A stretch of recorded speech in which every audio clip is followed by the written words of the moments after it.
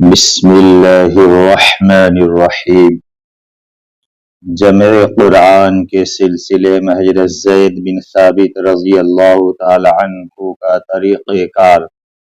اس موقع پر جمع قرآن کے سلسلے میں حضرت زید بن ثابت رضی اللہ تعالی عنہ کے طریقہ کار کو اچھی طرح سمجھ لینا چاہیے، جیسا کہ پیچھے ذکر آ چکا ہے۔ وہ خود بھی حافظ قرآن تھے، لہٰذا وہ اپنی یادداشت سے پورا قرآن لکھ سکتے تھے۔ ان کے علاوہ بھی سینکڑوں حفاظ اس وقت موجود تھے۔ ان کی ایک جماعت بنا کر بھی قرآن کریم لکھا جا سکتا تھا۔ نیز قرآن کریم کے جو نسخے حضرت صلی اللہ علیہ وسلم کے زمانے میں لکھے گئے تھے، حضرت زید رضی اللہ تعالی عنہ ان سے بھی قرآن کریم نقل فرما سکتے تھے، لیکن انہوں نے احتیاط کے پیش نظر صرف کسی ایک طریقے پر بس نہیں کیا، بلکہ ان تمام ذرائع سے بیک وقت کام لے کر اس وقت تک کوئی آیت اپنے صحیفوں میں درج نہیں کی جب تک اس کے متواتر ہونے کی تحریری اور زبانی شہادتیں نہیں مل گئی۔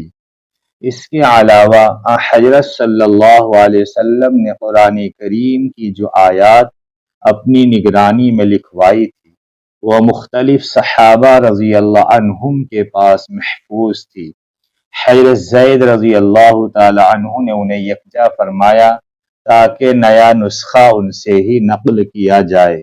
چنانچہ یہ اعلان عام کر دیا گیا کہ جس شخص کے پاس قرآن کریم کی جتنی آیات لکھی ہوئی موجود ہو، وہ حضرت زید رضی اللہ تعالی عنہ کے پاس لے آئے، اور جب کوئی شخص ان کے پاس قرآن کریم کی کوئی لکھی ہوئی آیت لے کر آتا تو وہ مندرجہ ذیل 4 طریقوں سے اس کی تصدیق کرتے۔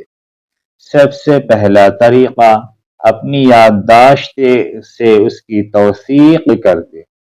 دوسرا طریقہ، پھر حضرت عمر رضی اللہ تعالی عنہ بھی حافظ قرآن تھے، اور روایات سے ثابت ہے کہ حضرت ابو بکر رضی اللہ تعالی عنہ نے ان کو بھی اس کام میں حضرت زید رضی اللہ تعالی عنہ کے ساتھ لگا دیا تھا، اور جب کوئی شخص کوئی آیت لے کر آتا تھا تو حضرت زید رضی اللہ تعالی عنہ اور حضرت عمر رضی اللہ تعالی عنہ مشترک طور پر اسے وصول کرتے تھے۔